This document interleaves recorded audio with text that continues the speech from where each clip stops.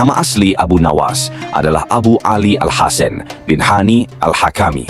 Dia dilahirkan pada 1450 Hijriah atau 747 Masehi di kota Ahvaz, di negeri Persia, Iran sekarang, dengan darah dari ayah Arab dan ibu Persia mengalir di tubuhnya. Abu Nawas merupakan seorang pujangga Arab dan dianggap sebagai salah satu penyair terbesar sastra Arab klasik. Abu Nawas juga muncul beberapa kali dalam kisah 1001 Malam. Ayahnya, Hani Al-Hakam, merupakan anggota legiun militer Marwan II, sementara ibunya bernama Jalban, wanita Persia yang bekerja sebagai pencuci kain wol. Sejak kecil ia sudah yatim. Sang ibu kemudian membawanya ke Bashrah, Irak. Di kota inilah Abu Nawas belajar berbagai ilmu pengetahuan. Masa mudanya penuh perilaku kontroversial yang membuat Abu Nawas tampil sebagai tokoh yang unik dalam khazanah sastra Arab Islam. Meski begitu, sajak-sajaknya juga syarat dengan nilai spiritual. Di samping cita, rasa kemanusiaan dan keadilan, Abu Nawas belajar sastra Arab kepada Abu Zaid Al-Ansyari dan Abu Ubaidah. Ia juga belajar Al-Quran kepada Yaqub Al-Hadrami. Sementara dalam ilmu hadis, ia belajar kepada Abu Walid bin Ziyad, Muqtamir bin Sulaiman, Yahya bin Sa'id Al-Qattan, dan Azhar bin Sa'ad As-Samman. Pertemuannya dengan penyair dari Kufah, Walibah bin Habab Al-Asadi, telah memperhalus gaya bahasanya dan membawanya ke puncak kesusastraan Arab. Walibah sangat tertarik pada bakat Abu Nawas yang kemudian membawanya kembali ke Ahwas, lalu ke Kufah. Di Kufah, bakat Abu Nawas digembleng. Ahmar menyuruh Abu Nawas berdiam di pedalaman, hidup bersama orang-orang Arab Badui untuk memperdalam dan memperhalus bahasa Arab. Kemudian ia pindah ke Baghdad. Di pusat peradaban dinasti Abbasiyah inilah ia berkumpul dengan para penyair.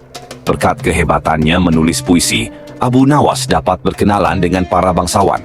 Namun karena kedekatannya dengan para bangsawan inilah, puisi-puisinya pada masa itu berubah, yakni cenderung memuja dan menjilat penguasa. Dalam Al-Wasith fil Adabil Arabi wa Tarikhihi, Abu Nawas digambarkan sebagai penyair multivisi, penuh canda, berlidah tajam, penghayal ulung, dan tokoh terkemuka sastrawan angkatan baru. Namun sayang, karya-karya ilmiahnya justru jarang dikenal di dunia intelektual.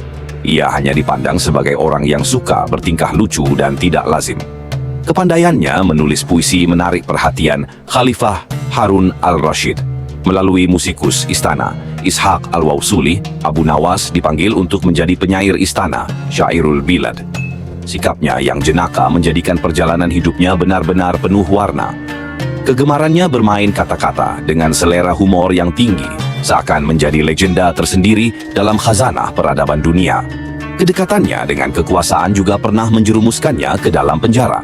Pasalnya, suatu ketika Abu Nawas membaca puisi kafilah Bani Mudhar yang dianggap menyinggung khalifah. Tentu saja khalifah murka, lantas memenjarakannya.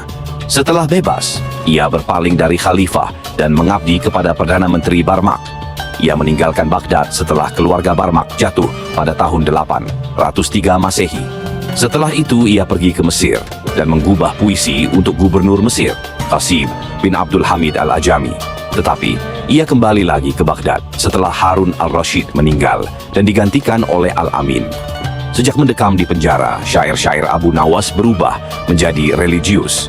Jika sebelumnya ia sangat pongah dengan kehidupan duniawi yang penuh glamour dan hura-hura, kini ia lebih pasrah kepada kekuasaan Allah.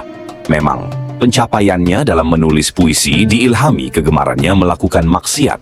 Tetapi, justru di jalan gelap itulah Abu Nawas menemukan nilai-nilai ketuhanan. Sajak-sajak tobatnya bisa ditafsirkan sebagai jalan panjang menuju Tuhan.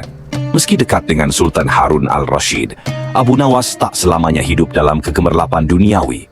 Ia pernah hidup dalam kegelapan, tetapi yang justru membawa keberkahan tersendiri.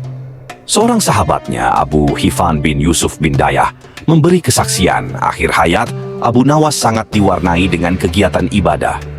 Beberapa sajaknya menguatkan hal itu. Salah satu bait puisinya yang sangat indah merupakan ungkapan rasa sesal yang amat dalam akan masa lalunya. Mengenai tahun meninggalnya, banyak versi yang saling berbeda.